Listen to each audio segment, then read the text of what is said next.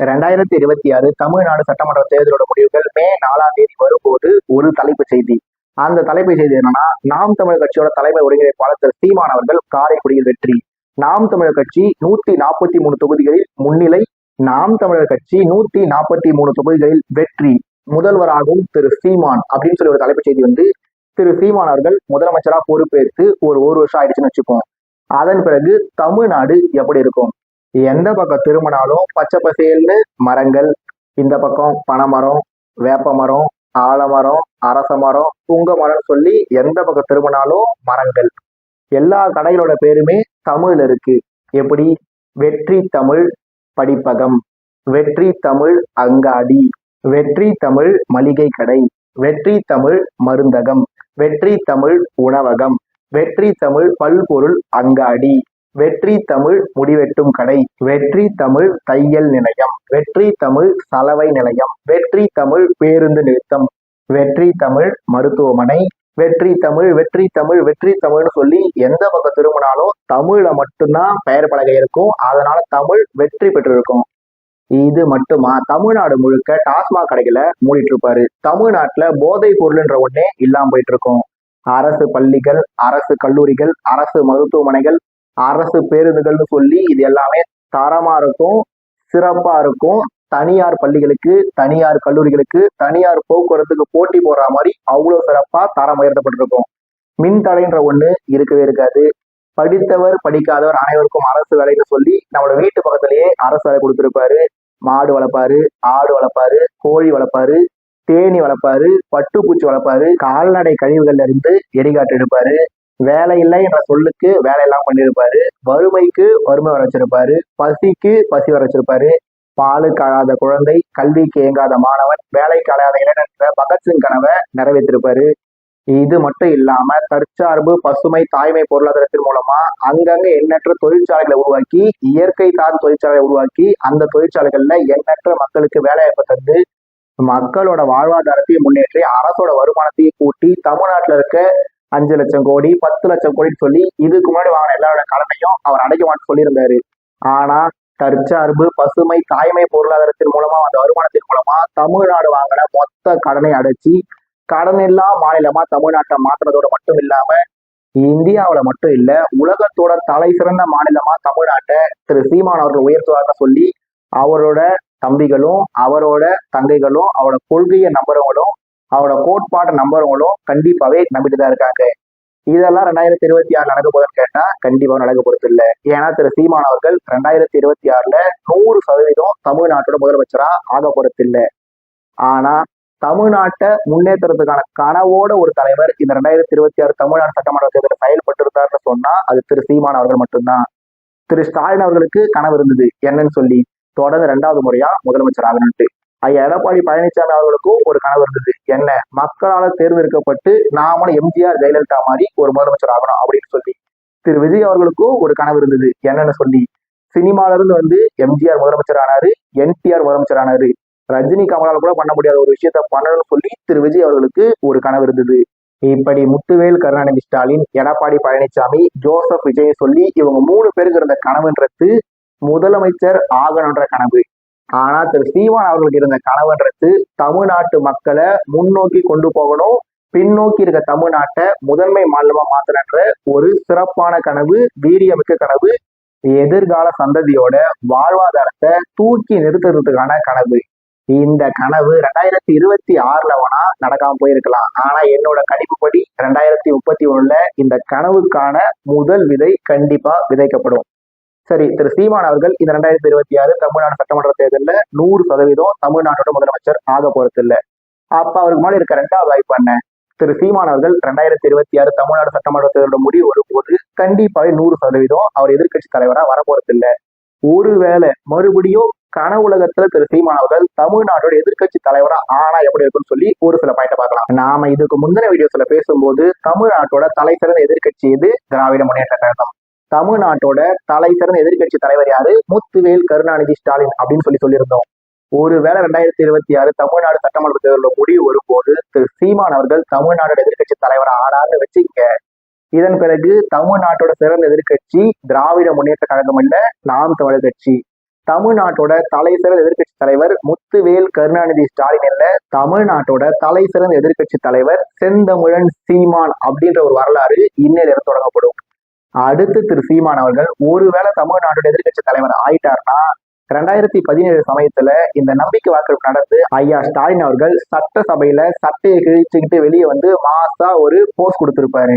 ஆனா திரு சீமான் அவர்கள் தமிழ்நாட்டோட எதிர்கட்சி தலைவர் ஆயிட்டாருன்னா தமிழ்நாட்டோட முதலமைச்சரா ஐயா முத்துவேல் கருணாநிதி ஸ்டாலின் அவர்கள் இருந்தாலும் சரி, ஐயா எடப்பாடி பழனிசாமி அவர்கள் இருந்தாலும் சரி, ஒருவேளை திரு ஜோசப் விஜய் அவர்கள் இருந்தாலும் சரி, இவங்க 3 பேர்ல யாரு தமிழ்நாட்டோட முதலமைச்சரா இருந்தாலுமே எப்பெல்லாம் சட்டசபை கூடுதோ, எப்பெல்லாம் சட்டசபையில திரு சீமான் அவர்கள் பேசுறாரோ, அவர் பேசி முடிச்ச உடனே தமிழ்நாட்டோட முதலமைச்சரா இருக்கிறவரை என்ன பண்ணுவாரு, சட்டையை கிழிச்சுக்கிட்டு கண்டிப்பாவே சட்டமன்றத்தை விட்டு பதற வெளியே ஓடுவாரு.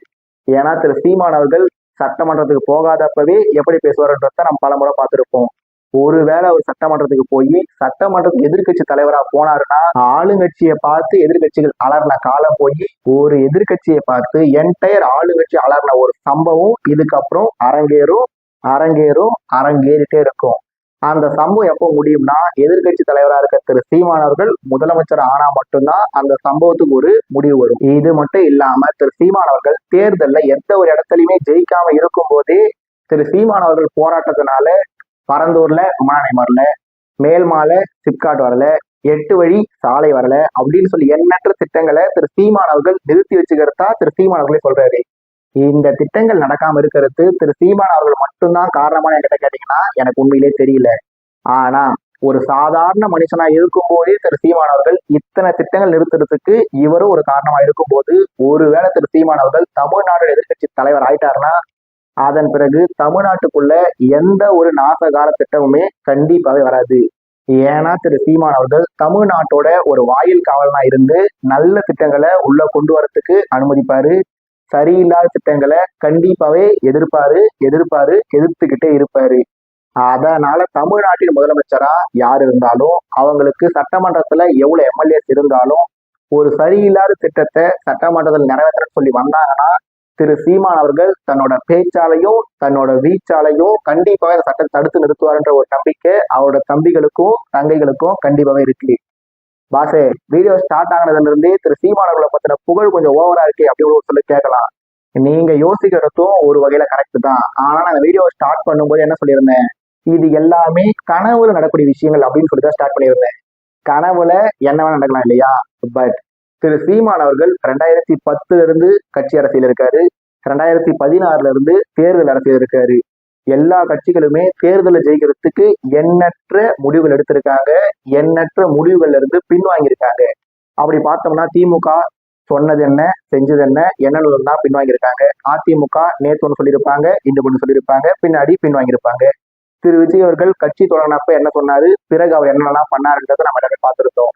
திரு சீமான் அவர்களும் நேற்று ஒன்று பேசியிருந்தாரு, இன்னைக்கு ஒன்று பேசியிருந்தாரு. இல்ல ஒரு மாத்தி பேசுறாரு, சாத்தியம் இல்லாத விஷயங்களா பேசுறாரு, சம்பந்தம் எல்லாம் பேசுறாரு, வாய்க்கு வந்ததெல்லாம் பேசுறாரு, என்னென்னமோ அச்சு விடுறாரு. யாருமே அதை கேட்க மாட்டாங்க.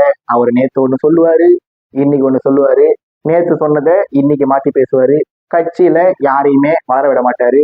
அந்த கட்சி கிட்ட இருந்து காசு வாங்குவாரு, இந்த கட்சி கிட்ட இருந்து காசு வாங்குவாரு, அந்த கட்சி கிட்ட வாங்கின காசுக்காக இந்த கட்சியை திட்டி பேசுவாரு, இந்த கட்சி கிட்ட வாங்கின காசுக்காக அந்த கட்சியை திட்டி பேசுவாரு. 2 கட்சிக்கிட்டுமே காசு வாங்கிட்டு தனியா போட்டி போடுற பேர்ல 2 கட்சிக்கு போக வேண்டிய வாக்க பிரிப்பாரு. இதனால இந்த எலெக்ஷன்ல இவங்க ஜெயிப்பாங்க, அதுக்கு அடுத்த எலெக்ஷன்ல அவங்க ஜெயிப்பாங்க. ஆக மொத்தம் திரு சீமான் அவர்கள் எல்லார்கிட்டையும் காசை வாங்கிட்டு அவர் மட்டும் ஜாலியா இருக்காரு. அவரு திரள் நிதியில செழிப்பா இருக்காரு. மக்களோட பணத்தை மக்கள் கிட்ட இருந்து வாங்கி அவர் செலவு பண்ணி சந்தோஷமா இருக்காரு அப்படின்னு சொல்லி திரு சீமான் அவர்கள் நோக்கி எண்ணற்ற விமர்சனங்களை எல்லாருமே சொல்லிட்டு தான் இருக்காங்க. திரு சீமான் அவர்கள் திமுக கிட்ட காசு வாங்கி அதிமுகவை திட்டி பேசியிருக்கலாம். திரு சீமான் அவர்கள் அதிமுக கிட்ட காசு வாங்கி திமுகவை திட்டி பேசியிருக்கலாம். திரு சீமான் அவர்கள் பாஜக கிட்ட காசு வாங்கி காங்கிரஸை திட்டி பேசியிருக்கலாம். திரு சீமான் அவர்கள் காங்கிரஸ் கிட்ட காசு வாங்கி பாஜகவை திட்டி பேசியிருக்கலாம்.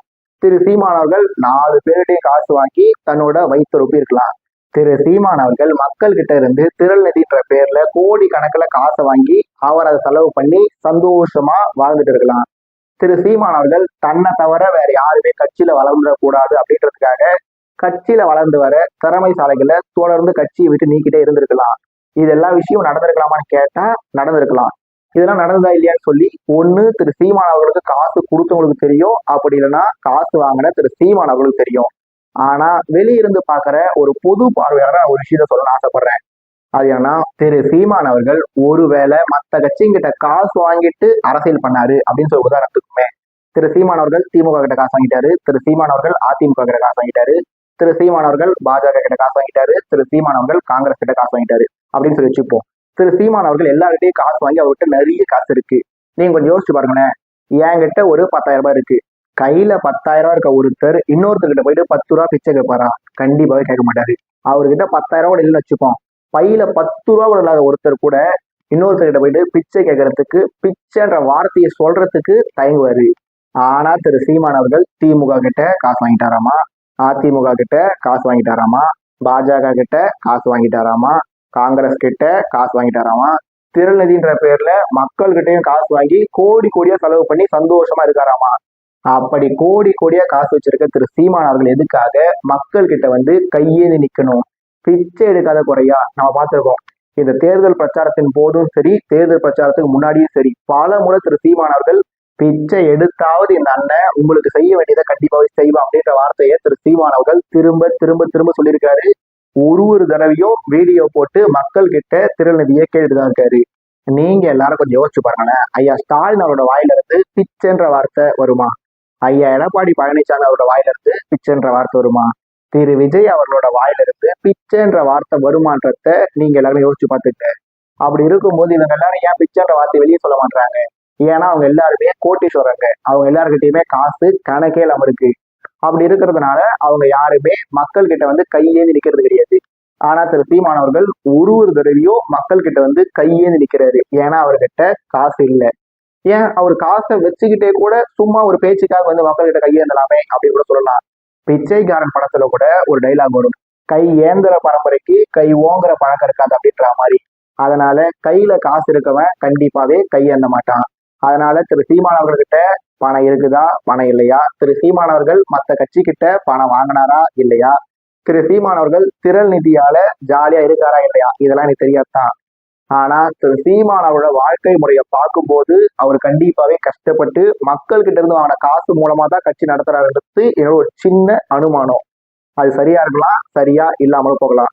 அடுத்து திரு சீமான் அவர்கள் மேல வைக்கப்படுற இன்னொரு விமர்சனம், முக்கியமான விமர்சனம் என்ன? திரு சீமான் அவர்கள் மாத்தி மாத்தி பேசுறாரு அப்படின்ற ஒரு விஷயம். மேபி திரு சீமான் அவர்கள் நடிகரா இருக்கும்போது ஒரு மாதிரி பேசியிருக்கலாம், கட்சி தொடங்கின காலகட்டத்துல ஒரு மாதிரி பேசியிருக்கலாம்.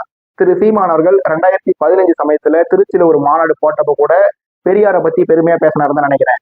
இதன் மூலம் என்ன தெரிய வருது? திரு சீமான் அவர்கள் ஒரு காலத்துல பெரியாரை ஃபாலோ பண்ணாரு, இப்ப பெரியார் எழுதுகிறாருன்றது கரெக்ட் தான். ஆனா எல்லாருமே என்ன சொல்றாங்க? திரு சீமான் அவர்கள் மாத்தி மாத்தி பேசுறதா சொல்றாங்க. திரு சீமான் அவர்கள் தொடக்க கட்டத்துல ஒரு சில விஷயங்களை சொல்லியிருக்கலாம், அதன் பிறகு அதுல இருந்து மாறி இருக்கலாம். ஒன்ஸ் அவர் மாறின பிறகு திரும்ப அந்த விஷயத்த மாத்தி பேசுறாரா இல்லையான்றதா முக்கியமான விஷயம். ஏன்னா ஒரு மூவி டைரக்டர் ஆகட்டும், எந்த ஒரு ஃபீல்டா இருந்தாலுமே அந்த ஃபீல்டுக்குள்ள புதுசா போகும்போது நம்ம பண்ற எல்லா விஷயங்களும் நமக்கு ஒரு மாதிரி புதுசா தான் இருக்குமே. அதை தொடர்ந்து தொடர்ந்து பண்ணதான் நமக்கு என்ன தெரிய வரும், அதுல இருக்க ஃப்ளோ, அதுல இருக்க நுணுக்க என்ன, நாம பண்ற விஷயம் கரெக்டா இல்லையா, நாம எதெல்லாம் இம்ப்ரூவ் பண்ணணும்னு சொல்லி கொஞ்சம் கொஞ்சமா இம்ப்ரூவ் ஆக முடியும். அதனால திரு சீமான் அவர்கள் கட்சி அரசியலுக்கு, தேர்தல் அரசியலுக்கு வந்த புதுசுல ஒரு சில விஷயங்களை சொல்லியிருக்கலாம், பிறகு அதுல இருந்து மாறுபட்டு பேசியிருக்கலாம்.